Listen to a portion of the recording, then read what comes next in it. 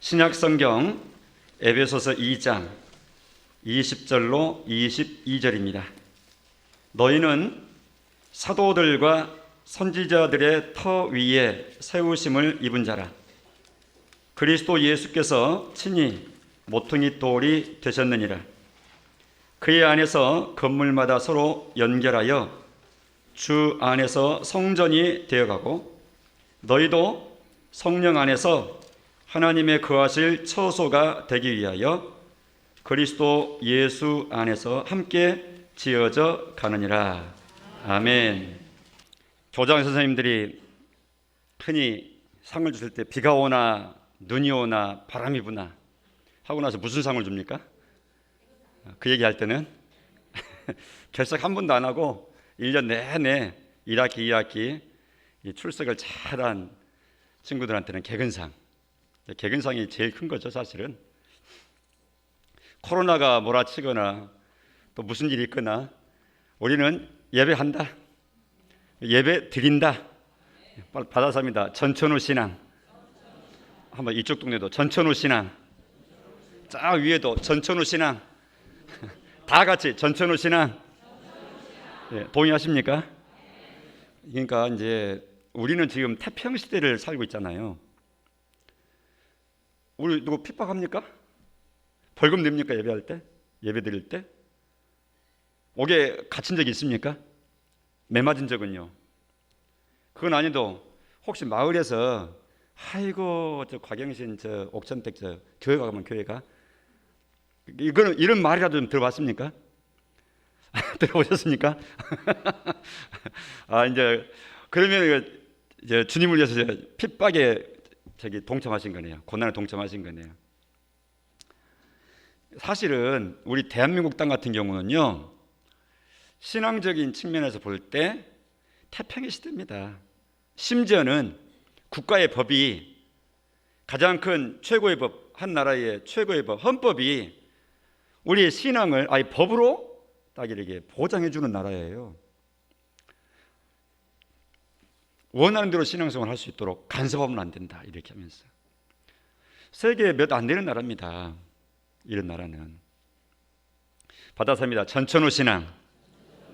그래서 이런 시대에는요, 뭐 로마 1세기, 2세기, 3세기 복음이 막 시작될 초창기에 로마가 다스리고 있을 당시에 황제 숭배하든지 또 다른 신이라고 큐리오스 주인이라고 하는 예수를 너희들이 섬기든지 둘 중에 하나 택해라. 막 핍박하고 막 가두고 이랬거든요. 지금 그런 거 아니잖아요. 그런 시대가 아니야. 그러니까 외적으로 핍박하는 그런 시대 아니에요. 예배당 문을 막 일본 순사들이 와가지고 못을 다 박아버리고 신사참배 하든지 아니면은 신사참배 하고 예배하든지 예배 드리든지 아니면은 예배당 문을 닫든지 신사참배 안 하려면 뭐 이런 시대도 아니잖아요. 그런데 사탄은 말이죠,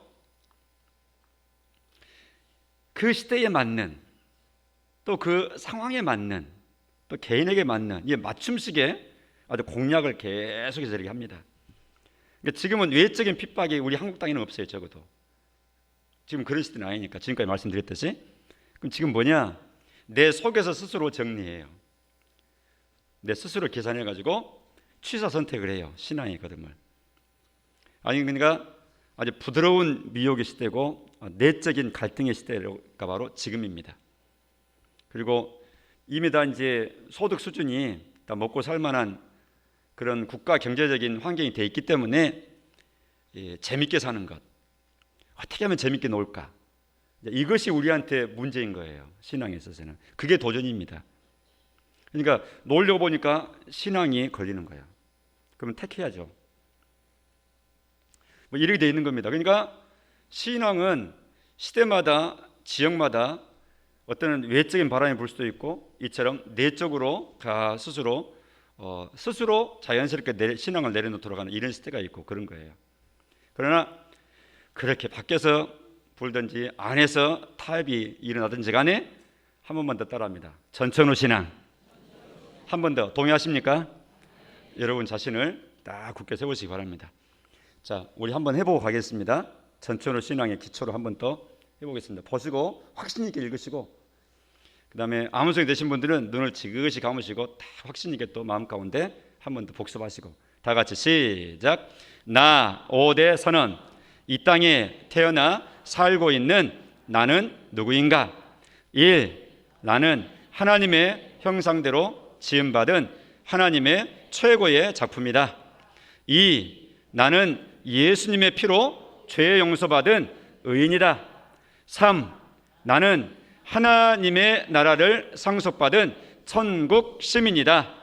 4. 나는 하나님의 영광을 위하여 살도록 이 땅에 파송된 사명자이다. 5. 나는 도전, 최선과 긍정, 감사와 믿음, 하나님 신뢰로 행동하는 리더이다. 아멘. 전천후 신앙 되시기를 축복합니다. 사도신경 고백 중에 거룩한 공예화라고 하는 대목이 있습니다. 조금 전에 우리가 고백했는데 그건 저 뒤에 동사를 가서 보니까 나는 거룩한 공예를 믿습니다 라는 고백입니다. 하나님께 대해서 하나님, 하나님의 백성인 나 곽영신이는 거룩한 공예를 믿습니다 라고 내가 믿는 바를 고백하는 거거든요. 그러면 오늘 이 시간에는 그 내가 믿는다고 하는 거룩한 공예가 도대체 뭐냐 하는 내용을 꽉 붙잡고 그걸 고백하기 위해서 한번 복습하겠다 그 말입니다. 공예라 하는 말은 다른 말로 대체하면 공교회라는 뜻입니다. 무슨 뜻이라고요? 공교회. 우리는 오략교회입니다. 지금 오략교회를 이끌어서 말하자면 오략교회라고 하는 수많은 교회 중에서 오략교회라고 하는 하나의 교회일 뿐이에요. 받아입니다. 지교회.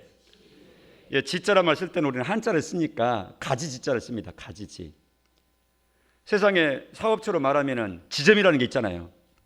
본사가 서울에 있고 지방에 지점이 있잖아요. 또 지사가 있잖아요. 그런 것처럼 지교회라 그러는 거예요. 우리는 하나의 형태의 또 이 지역을 중심으로 한 또 이 가까이에 있는 이 성도들끼리 모여서 형성한 지교회가 바로 오략교회입니다. 지금 우리 한국 땅에 있는 또 외국의 각 나라에 있는 모든 교회 하나하나는 다 그런 측면에서 지교회입니다. 공예는 뭐냐? 이 모든 지교회를 다 포함해서 하나의 교회. 그러니까 지금은 21세기잖아요. 21세기, 2000년대. 그러니까 2000년대에 한국 땅에도 교회들이 있고 중국에도 있고 일본에도 있고 북한에도 있고 미국에도 있고 아프리카에도 있고 다 있는 모든 교회를 합해서 무슨 교회? 공교회. 그 다 합해서 무슨 교회? 공교회. 21세기에 있는 공교회예요. 그런데 이 동시대에 우리가 살고 있는 지금 이 시대에만 하나의 교회 공회가 있는 것이 아니라 이제 시간을 거슬러서 말이죠. 과거로 쫙 거슬러 올라가요. 그러면 어디까지 올라가느냐? 하나님의 백성이 있는 그 지점까지 끝까지 올라가요. 그럼 누구까지 가느냐? 올라가면 마지막 누구까지 올라가겠어요? 아담까지 올라가는 거야. 첫사람 하나님의 백성인 아담까지 올라가는 거야. 그냥 아담부터 시작해서 그 이후로 지금까지 역사가 쭉 인류 역사 흘러왔는데 우리가 살고 있는 이때까지, 그리고 우리의 지금 공예가 딱 끝난 게 마감된 게 아니라 앞으로 예수님이 아직 오시지 않았기 때문에 예수님이 오시는 그날까지, 재림하시는 그날에 가서야 인류의 역사는 하나님이 딱 끝 완성하고 마치실 건데, 그때 이르기까지에 앞으로 있게 될 우리의 후손들, 또 그 대대 손손에 얼마 동안 있을지 모르지만 그때에도 있게 될 신앙생활하는 하나님의 백성들로 이루어져요. 그러니까 과거와 지금 우리의 시대와 또 미래의 모든 전 시대에, 시간적으로 보면 전 시대에 있었던, 또 지금 있는, 앞으로도 있게 될 모든 교회 성도를 다 포함해서 지역이나 시간이나 공간, 시간을 다 초월해서 딱 하나의 교회, 하나인 교회가 있다. 하나님은 이걸 이루신다. 받아서입니다. 공예. 우리가 거룩한 공예를 믿습니다 하는 신앙 고백에 그 공예라고 하는 것은 바로 그 교회 개념인 거예요. 그러니까 하나님은 지금 이 공예 차원에서 이 공예라고 하는 이 주제를 놓고 언급을 할 때 하나님은 지금 공예를, 즉 공교회, 하나의 교회를 이루어가고 계시는 작업 중이신 겁니다. 언제 작업이 마감되는가? 예수님이 딱 재림하실 때까지 작업이 마감되시는 거예요. 다른 말로는 하나님 나라 완성, 천국 완성, 구원 완성, 거룩한 공회, 다른 표현이지만 같은 의미. 이해가 되시면 아멘. 자, 이 개념을 잘 이해하셔야 돼요. 개념을. 그 말이 무슨 뜻인지. 영어 표현식으로 보면요, 우리는 영어에서 이렇게 번역해 왔잖아요. 또 많이 흘러오잖아요, 영어식에서. 그 대목을 영어 표현으로 보면은 카톨릭 처치 이렇게 돼 있어요. 거룩한 공회를 믿습니다. 때 거룩한 공회가 홀리, 거룩이란 말과 카톨릭 처치 이렇게 돼 있어요. 홀리 카톨릭 처치 이렇게 돼 있어요. 그러면 그 말대로 하면 나는 거룩한 카톨릭 교회를 믿습니다, 이렇게 되는 거예요. 영어식으로 표현하자면. 그래서 사람들이 많이 오해를 해요. 자, 오해 풀기. 첫째 뭐냐? 거룩한 공회, 영어식으로 보니까 카톨릭 교회라 그랬네. 그럼 우리가 천주교를 믿는다 그 말인가? 그 말 아니다. 이거 오해하지 말라는 걸 제가 설명드리는 거예요. 그 영어 단어 카톨릭 처치라고 하는 카톨릭이라고 하는 말은 그 뜻이 천주교를 의미하는 단어인 것이 아니고 보편적이라는 그런 영어 단어의 뜻이에요. 보편적 이런 뜻이라고요. 무슨 뜻이라고요? 보편적이라 그 말입니다. 그러니까 어느 한 시대, 어느 한 지역만 이렇게 딱 이렇게 폐쇄적으로 또 이렇게 울타리져 가지고 거기만 또 그 시대만 이렇게 있는 그게 아니라, 보편적이란 말은 없는 곳이 없다 그 말이죠. 다 있다 그 말. 이걸 보편적이라 그래요.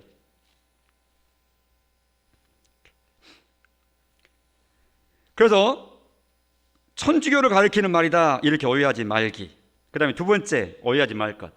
이건 저 잘못된 이단에 속한 사람들이, 특히 신천지에 있는 사람들이 막 비난할 때 쓰는 말인데, 우리가 오해하면 그 사람들 말에 할 말이 없게 될 수가 있어요. 그러니까 오해하지 말자는 게 뭐냐? 그들은 뭐라고 비난하느냐? 아니, 공회를 믿는다고? 거룩한 공회를 믿는다고? 공회가 뭐 하는 곳인데? 예수님 십자가에 못 박으라고 결정했던 곳인데, 예수님 이후에 사도들이 예수님 복음 전하고 부활을 전할 때 다시는 전하지 말아라고 잡아다가 공회에서 맷때리고 채찍질하고 위협하고 재판에서 이렇게 복음 전하는 건 사도들 막았던 그게 공회인데, 공회를 믿는다고? 이렇게 공격을 합니다. 비난을 합니다. 근데 그 공회 아니라 오해하지 말자, 지금 그 설명 드리는 겁니다. 예를 들면 누가복음 22장 66절에 보면, 같이 읽어보세요. 누가복음 22장 66절에 보면 시작. 날이 새매 백성의 장로들 곧 대제사장들과 서기관들이 모여서 뭐 했어요? 예수를 그 공회로 끌어들여. 여기 공회가 나오잖아요. 그래서 그 사람들이 성경의 이 글자적인 표현이 공회, 여기 공회 있네요. 공회 봐라 하고 성경을 펼쳐가지고 공회 있네. 이 공회가 뭐 하는 것이냐? 이 공회는 산헤드린 공회입니다. 무슨 공회? 산헤드린 공회. 우리 대한민국식으로 말하면 대한민국 국회 정도 됩니다. 그러니까 예수님 사실 당시에 이스라엘 헤롯 왕이 있고 로마 총독이 식민지로 다스리고 있고 하는 그 시대에 산헤드린 공회라고 있어요. 로마는 각 나라를 정복해서 식민지로 삼게 되면 식민지 정책이, 로마 정책은 아주 포용적입니다. 무슨 말인가 하니까 세금만 잘 바치고 그다음에 반란만 일으키지 않고 정치적으로 고분고분 숭배해서 순종해서 황제의 명령에 순종 잘하면 자치권을 줍니다. 그러니까 종교의 자유를 줘요. 신앙의 자유를. 그래서 정복했던 땅에서 무슨 종교, 무슨 신을 섬기든지 오케이. 대신 세금 잘 내. 그다음에 반란 일으키지 마. 우리 황제, 로마 황제 순종해, 인정해, 오케이. 그러면 다 무슨 신을 섬겨도 다 허락하는 거예요. 그래서 로마는 종교 신앙적인 부분에서도 뭐 단일 신경이면 그런 거 없어요. 모든 종교를 다 허락을 해요. 그래서 심지어는 만신전이라고 만들어 놓고 모든 만 가지 신도 다 한꺼번에 이게 인정하는 그런 종교 혼합주의 정책이 로마의 이 식민지 정책입니다. 그런가 하면 그 지역적으로도 자치권을 줍니다. 자치권을. 아까 그런 거, 세금 잘 내고 반란 일으키지 않고 황제 인정하고 로마 큰 정책에 순종만 하면 모든 건 다 자치권을 주는 거예요. 그러면 이 산헤드린 공회라는 게 뭐냐? 당시의 이스라엘 경내에 스스로 자치할 수 있는 기관이에요. 근데 여기는 이스라엘 유대인들의 왕족들이 있고요, 포함되어 있는 사람들, 왕족들이 있고, 그 다음에 제사장 족속들이 있고, 그 다음 각 지파의 대표들이 있고, 뭐 이런 식으로. 거기 이제 예수님 시대는 뭐 서기관과 바리새인들이 막 있다 그랬는데, 그 사람들이 다 신앙적으로는 사두개파 계열 또 바리새파 계열 이렇게 나눠져 있을 뿐이지, 그냥 산헤드린 거기를 공회라 그랬어요. 70명이 정원이고요, 한 명 의장은 딱 고정직이에요. 대제사장. 대제사장이 아예 고정직으로, 그러니까 포함해서 71명이 정회원입니다. 이들이 로마의 허락하에서 이스라엘 당시 유대인들의 모든 일은 다 스스로 결정을 해요. 그러니까 세금 문제하고, 그 다음에 또 한 가지 거기서 산헤드린 경우에서 결정할 수 없는 것은 재판도 마음대로 하는데 재판에서 사형권만 없어요. 사형권만 없는 재판 다 해요. 그러니까 예수님도 이 공회에서 불러들여서 취조하는 거예요. 하나님 아들이라고 그러고 사람들만 몰려다니고 다 추종하고 그러는데 네가 하나님 아들이냐? 재판해요. 근데 그런다 그러거든요.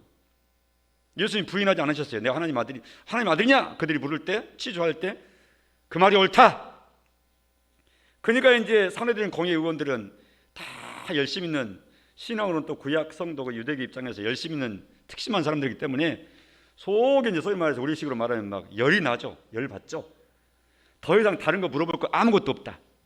다들 들으셨지? 사형이다, 사형. 하고 자기들끼리 사형입니다 결정한 거예요. 그런데 사형권이 자기들한테 있어요, 없어요? 없잖아요. 사형은 로마에서만 로마의 집행관만 결정해서 집행할 수 있는 거예요. 그러니까 총독만 결정할 수 있는 거예요, 로마의 이름으로.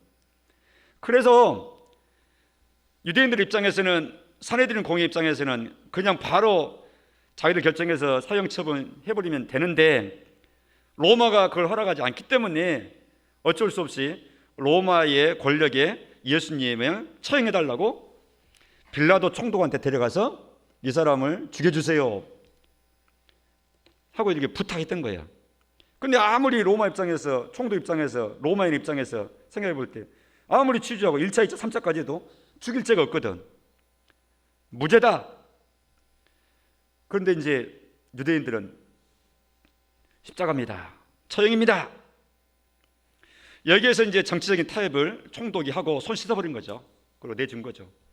자기 정치적인 입장에서 그렇게 한 거예요.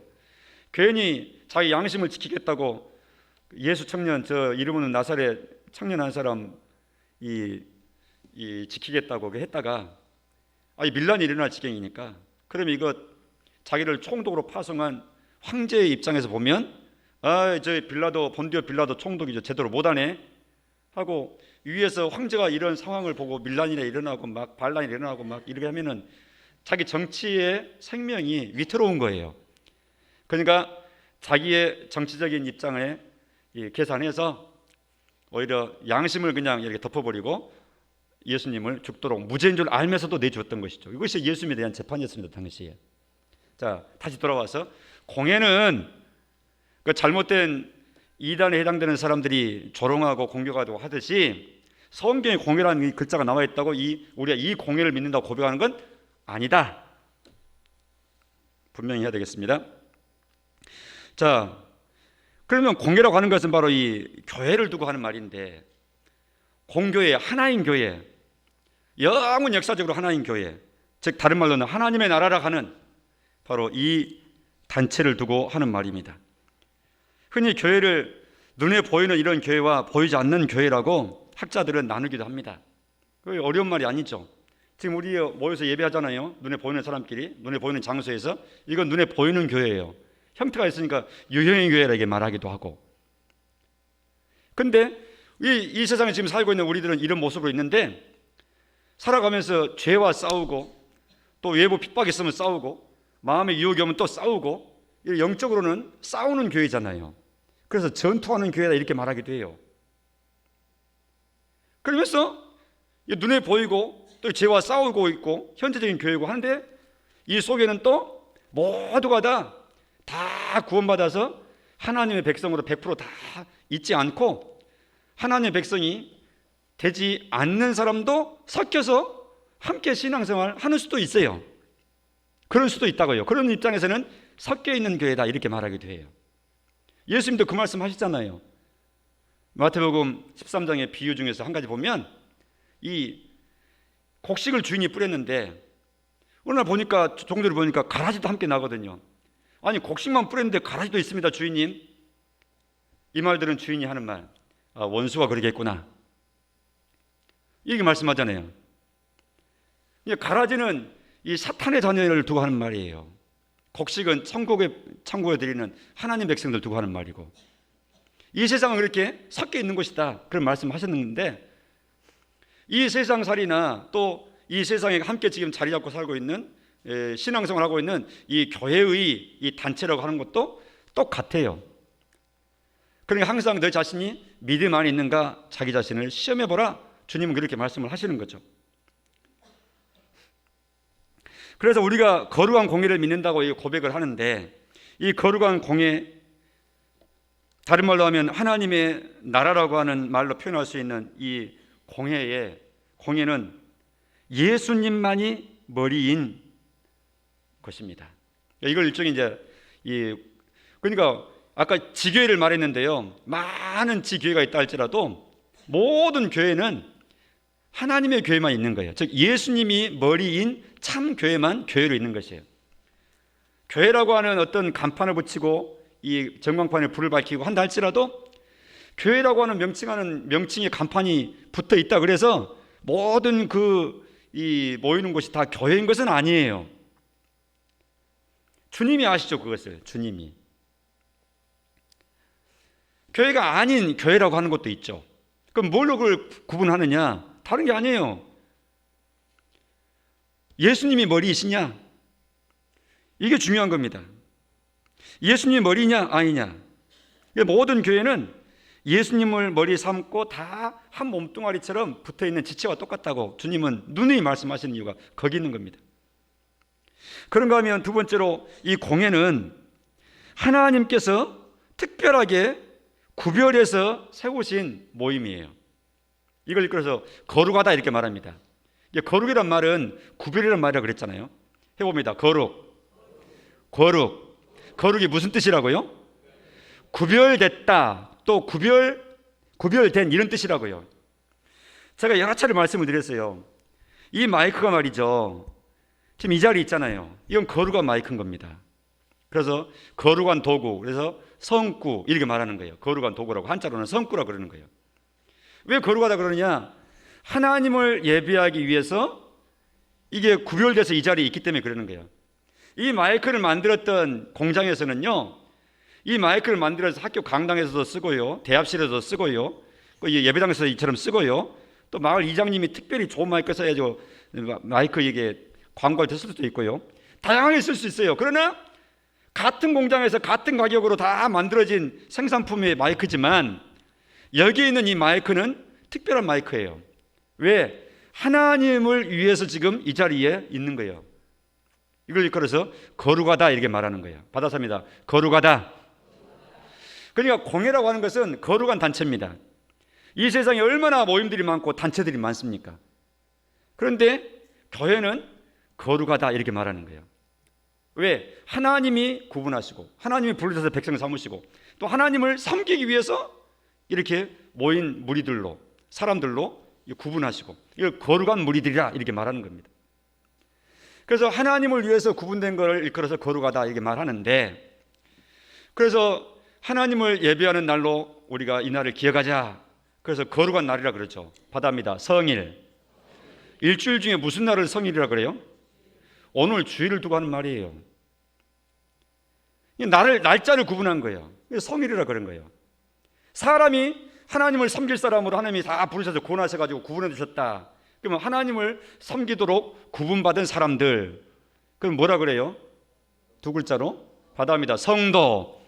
그래서 우리를 성도라 그러는 게 믿는 신자들을. 우리 옆에 눈을 보시면서, 옆 사람 짝꿍 눈을 보시면서 성도님 시작. 옆 사람 보세요. 다른 데 뒤통수 보지 마시고. 하기가 다 같은 방에 보니까 나는 옆 사람 뒤통수만 보네. 한 번 더. 성도님. 이게 얼마나 복된 말인지 모릅니다. 하나님께서 수많은 사람 중에서 나를 하나님의 사람으로, 하나님을 섬기는 사람으로, 하나님의 사랑받는 자녀로 구분해 놓으셨다. 구분되었다. 거룩. 아까 얘기했지만 이 책상을 여기다 갖다 놓고 이걸 여기 갖다 놓고 거룩한 도구다. 바다입니다. 성구라 그러는 거예요. 성구. 의자도 성구고, 이런 악기도 성구고, 거룩한 도구, 하나님을 예배하는데 쓰는 거룩한 물건들로 구분됐다. 거룩이 무슨 뜻이라고요? 구별됐다는 뜻이에요. 그런 측면에서 우리는 거룩한 백성인 겁니다. 공회는 거룩한 공회를 믿습니다 할 때, 공회는 이처럼 하나님께서 구분하시고 하나님께서 모으시고 하나님께서 간수하시는 하나님의 백성들의 모임이기 때문에 거룩한 단체다. 그래서 거룩하다, 거룩성을 말씀하는 겁니다. 그런가 하면 이 거룩한 공교회는 아까 언급했듯이 어느 시대나 어느 지역이나 또 어느 계층이나 다 하나님이 부르시는 사람들이 다 소속되어 있기, 다 껴있기 때문에 이런 측면에 있어서 아까 얘기했죠. 보편적이란 말을 그래서 쓰는 거예요. 치우치지 않았어요. 차별이 없어요. 진짜 차별 금지는 하나님 나라의 본 모습입니다. 야고보서에 보면 그런 말씀 나오죠. 야고보서 2장에 너 중에서 옷 잘리는 사람이 오면, 또 이게 빛이 좋은 사람이 오게 되면 아이고 이 자리에 오세요, 좋은 자리에 앉으세요, 이렇게 하고, 별로 볼품이 없이 오는 가난한 사람, 냄새나는 사람이 오면 당신은 오든지 말든지, 이렇게 너희끼리 악한 마음을 가지고 기준 삼아서 판단하는데 그 죄 짓는 것이다, 하나님 앞에서. 이렇게 말씀하셨잖아요. 이 세상은 그런 약한 점이 있거든요. 이 교회는, 교회 내에도 우리가 완전한 사람들이 모인 게 아니라 그렇게 사는 우리들이 모였기 때문에 교회 내에도 그런 현상들이 없애야 되는데, 또 없애려고 하는데도 의도적으로 그렇게 잘못해서 하는 수도 있고, 또 자기도 알지도 못하는 사이에, 우리도 알지 못하는 사이에 그렇게 되어버리는 경우도 있고, 왜냐하면 우리가 아직 그런 사람이니까. 그러나 그걸 눈을 뜨고 깨닫고 보는 순간, 눈치채는 순간, 아이고 이러면 안 되는데 하고 주님께 또 엎드려 기도하고 능력 구하고 개선하고 이렇게 하는 겁니다. 그러나 분명한 원리는 거룩한 공예를 믿습니다 하는 신자, 하나님의 백성은 그런 차별이 있어서는 안 되는 거예요. 이것과 계속 싸워야 돼요, 우리 마음 가운데는. 그런가 하면 거룩한 공예를 할 때 마지막 세 번째는 이 신앙이 동일해야 됩니다. 받았습니다. 동일신앙. 이거를 이 신앙이 동일하다 할 때, 그러면 누구한테 맞출 것이냐? 목사님한테 맞추세요. 아니면 우리 교회에 맞추세요. 우리 교회는 그동안 대대로 그렇게 왔으니까. 그렇게 하면 안 돼요. 목사님한테 맞추세요. 목사님이 담임하고 있잖아요. 관장하고 있잖아요. 또 가르치고 섬기고 이거 하잖아요. 그러면 안 됩니다. 근데 목사한테 맞춰도 안 되고, 우리 교회 전통에 맞춰도 안 되고, 우리는 계속 그래왔어요. 이거 안 되고, 그럼 뭐에다 맞춰야 되는 거예요?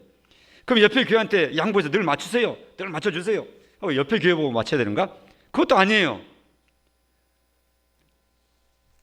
어느 지교회든지 모두가 다 거룩한 공예입니다, 하나님의 교회입니다 이렇게 할 때는 딱 하나의 표준에 다 맞춰야 돼요. 그렇지 않으면 공예에 들지 못해요. 하나님 인정치 않으세요. 그럼 어떤 기준을 맞춰야 되냐? 다 다르면 하나님이 기준을 딱 정해주셨어요. 그게 뭐냐? 예수님 가르침에 맞추라는 거예요. 누구 가르침에? 예수님 가르침에. 그러니까 예수님이 가르침에 맞추라 이렇게 했는데, 그러면 예수님 가르침이 뭐란 말입니까? 할 때 또 복잡하잖아요. 아직은 뚜렷하지가 않잖아요.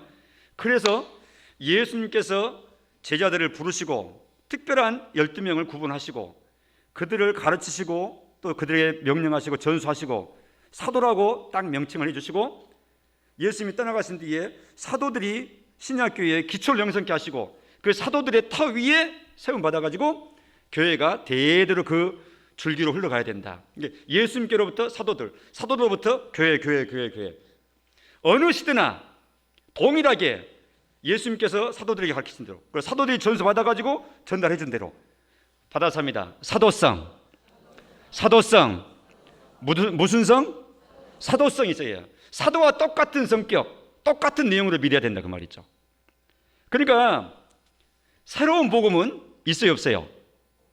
새로운 거 없는 겁니다. 기술은 새로운 거에 자꾸 발전돼야 돼요. 기기도 새로운 거에 자꾸 더 편리하게 바뀌어야 되고 개선돼야 되고. 근데 복음은 바뀌는 게 없어요. 이거 그동안 알지 못했던 복음, 이게 발전된 복음이고 새롭게 더 성장한 복음이요. 받아서 합니다. 이단이다. 그리고 주장하면 이단인 거예요. 그러니까 복음은 바뀌지 않아요. 모든 시대를 관통해서 동일한 한 가지 복음이 끝까지 예수님 오실 때까지 끝까지 유지되는 거예요. 그래서 모든 잘못된 단체들, 즉 이단들의 그 모습 뭐냐? 역사성이 없어요. 즉 사도성이 없어요. 중간에 태어나가지고 김밥 옆구리 터졌다 그랬죠. 불쑥 튀어나와가지고 없던 것을 막 주장을 하는 거예요. 그럼 보자, 성경에 있는가 보자, 사도들이 가르쳤는가 보자, 사도들이 기록한 성경 속에 있는가 보자. 딱 점검해야 되죠. 이게 중요한 겁니다. 동일한 신앙. 누구 신앙으로? 사도들이 받아가지고 사도들이 전달해준 이 사도성이 있는 교회, 성경적인 교회가 바로 그런 교회인 것이죠. 제가 네 가지를 특징을 설명을 드렸어요. 첫째는 예수님으로 다 통일된다 그랬습니다. 두 번째로는 하나님이 구별하신 거룩한 단체다, 거룩을 말했습니다. 세 번째로는 어느 시대, 어느 지역, 어느 계층이나 차별 없이 다 해당된다, 교회는. 그래서 보편이라 그랬어요. 어려운 단어이기 때문에, 어렵게 느낄 수 있는 단어이기 때문에 제가 풀어서 이렇게 설명하느라고 이렇게 했습니다. 그러나 딱딱이 알맹이를 붙잡으셔야 됩니다. 그리고 네 번째는 바로 방금 동일한 신앙, 즉 사도성이 있어야 된다. 이 네 가지로 바로 거룩한 공예, 우리가 신앙 고백하는 거룩한 공예 이렇게 하는 것입니다. 오늘 본문에도 20절에 보니까 너희는 사도들과 선지자들의 터 위에 세우심을 입은 자라. 집으로 말할 때 집이 터를 잘 기소를 하고 거기다 집을 지어 올리겠는데, 신앙의 집을 지을 때는 터가 뭐냐?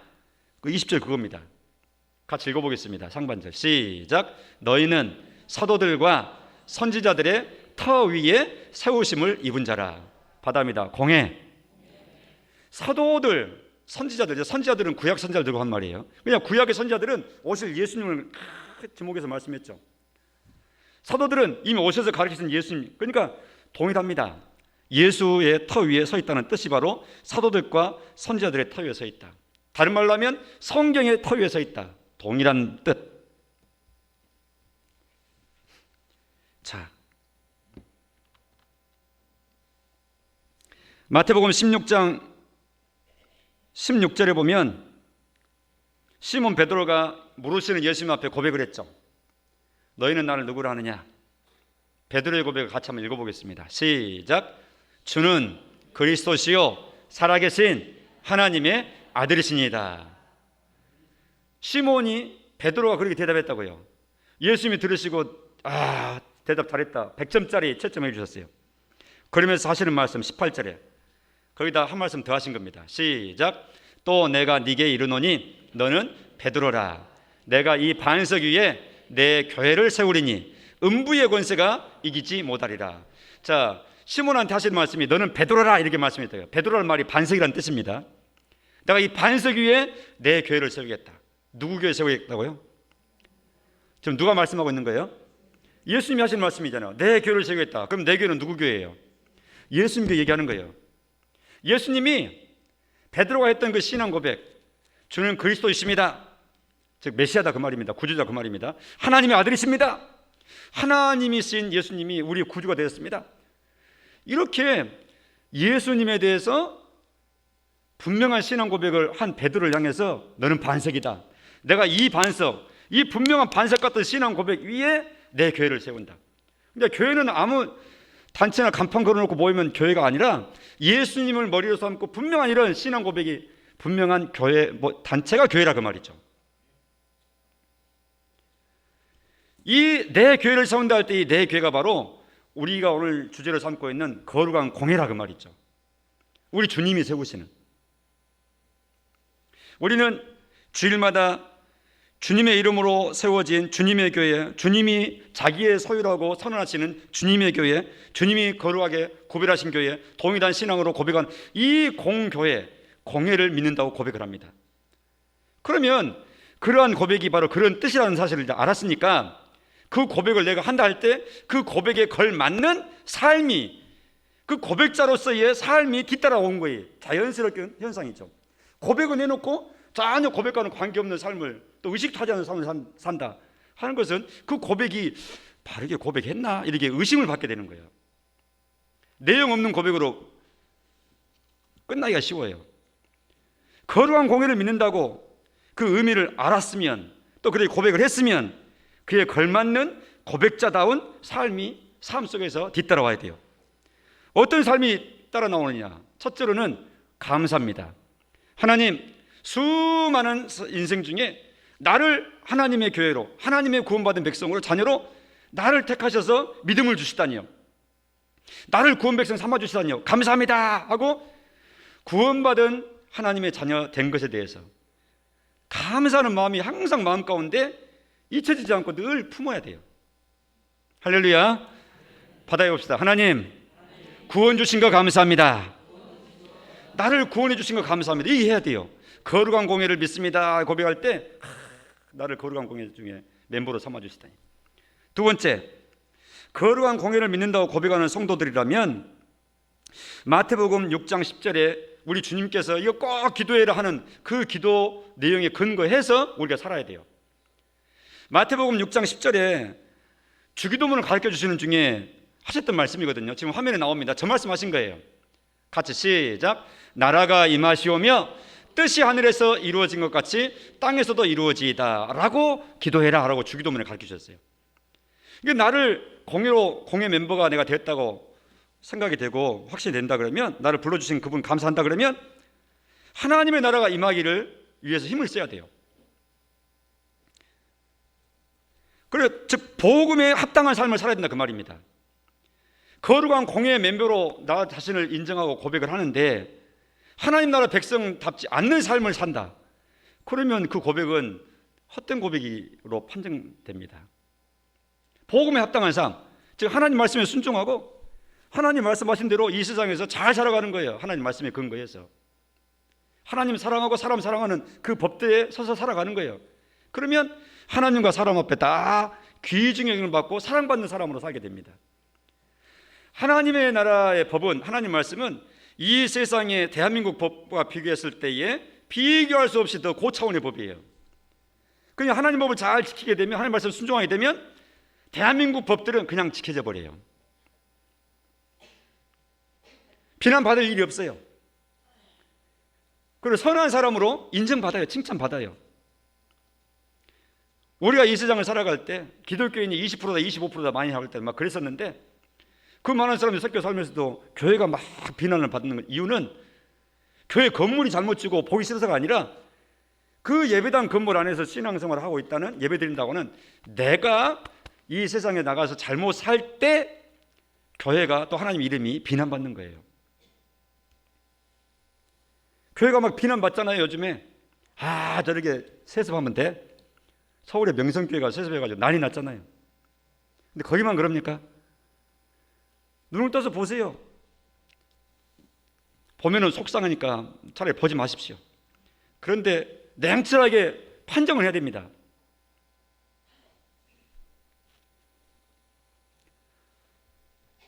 그건 아니죠.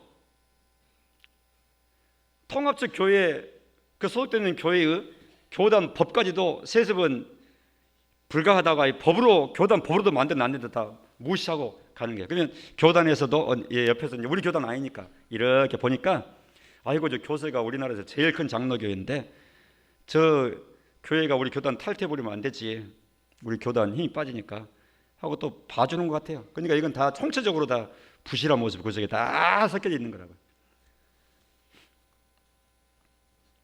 비난하기로 하면은 유쾌한 일이 아니니까 굳이 뭐 그런 내용 깊이 할 내용도 아닙니다. 아무튼 이 세상에서 왜 교회가 비난을 받습니까? 왜 하나님의 이름이 이게 불명예스럽게 언급이 됩니까? 그리고 나는 교회 안 갈 거야. 가려면 나는 다른 데로 갈 거야. 뭐 이런 얘기를 일반 백성들이 여론조사하면 하게 만듭니까? 그건 다 목사들이 잘못하고 성도는 우리가 잘못해서 그렇습니다. 우리가 고쳐야 되는 것이죠. 하나님 말씀대로 잘 가게 되면 이 사회에서는 따라올 수도 없이 아주 존경받는 삶을 사는 사람이 되게 돼 있는 거예요. 근데 그런 탐욕적인, 이기적인 그런 계산하고 그렇게 해버리니까 세상 사람이 봐도 막 비난할 그런 입장이 되고 말잖아요. 거룩한 공예를 믿습니다 라고 고백하는 나이기 때문에, 우리이기 때문에 복음에 합당한, 또 하나님 말씀에 더 익숙한 그런 삶을 살도록 하나님 말씀 잘 배우고 배운 대로 잘 순종해서 따라가도록 내 자신을 치고 개인 이득 따지지 말고 다른 사람 관계도 내가 개선해 나가고 이리 하면서 예수 믿는 사람이 많을수록 이 사회가 산소처럼 아주 상쾌한 그런 사회가 되는 것을 보여줘야죠. 교회가 들으면 교회 들어오지 말라고 막 데모하고 말이죠. 교회 들으면 땅값 떨린다 그러고, 예? 이런 시대 되면 안 되잖아요. 교회가 들으면 어서 오시오. 교회가 와야 우리 지역에 경찰서 2개, 3개 선 것보다 예배당 하나 서는 게 100번 낫다. 뭐 이렇게 돼야 되는 거 아니겠어요? 복음에 합당한 삶을 살도록 하나님이 주신 지혜대로 또 지혜를 구하면서 힘써 현장에서 아주 강한 거룩한 백성답게, 거룩한 멤버답게 그렇게 복음을 실천하는, 하나님 말씀에 순종하는 삶을 살아가도록 힘을 쓰고 기도해야 된다. 마지막으로 한 가지 더 첨가하자면, 거룩한 공예를 믿는다고 신앙 고백하는 나는 주님이 기도하라고 말씀하신 것처럼 하나님의 나라가 임하시기를, 이 나라에 하나님의 나라 거룩한 공예가 완성되는 그 작업이 어서속히 마감되기를 위해서 하나님이 일하시는 그 일에 내가 힘써 함께 동역하고 동참하는 겁니다. 그게 뭡니까? 복음 전하는 겁니다. 선교하는 겁니다. 여러분들은 어떻게 느끼실지 모르지만 바로 이것이야말로 근본적인 해결책입니다. 교도소 많이 지고 경찰서 많이 지고 무슨 위원들 많이 만들어서 서로 돌보고 방범대원 만들고 자치회 만들고 뭐 이리 하면 좋은 사회 되는 것이 아니라 제대로 예수 믿는 사람들이 많이 생겨나면 이 사회는 그냥 스스로 변화되는 거예요. 그게 가장 근본적인 해결책이에요. 제대로 믿는 사람, 제가 말씀했습니다. 제대로 믿는 사람, 겉으로만 믿는 거 말고. 복음 전해서 예수님의 제자 되도록 하는 것이 이 사회를 위한 애국의 길이고요, 우리 민족을 살아가는 애족의 길이에요. 이 말을 우리끼리는 알아듣지만 우리와 같이 신앙생활을 같이 하지 않는 우리 이웃들은 못 알아듣는 말이니까 그들한테는 들을 필요도 없어요. 아, 예수 믿으면 이 세상 좋아집니다, 이 말을 하면은 그 사람들은 오해하니까 말할 필요도 없지만 우리끼리는 알아들으셔야 돼요. 이 말이 무슨 뜻인지. 자, 오늘 거룩한 공예를 믿습니다라는 신앙 고백의 터 위에 서서 공예가 무엇인지, 그리고 그 어떤 특징이 있는지, 그리고 그런 고백을 하는 나는 현재적으로 우리의 삶의 현장에서 어떻게 살아가야 되는지까지 우리가 함께 짚었습니다. 하나님께서 우리 한 사람 한 사람에게 지혜 주시고 믿음 주시기를 간절히 축복합니다. 기도하십시다. 하나님 감사합니다. 들려주신 것 감사하고 깨닫게 하신 것 감사하고 그러게 살아가게 힘 주실 것을 인하여 감사합니다. 하나님, 거룩한 공예가 더욱 빛나게 하시고 이 땅에 하나님의 뜻이 이루어지게 하옵소서. 예수님 이름으로 기도합니다. 아멘.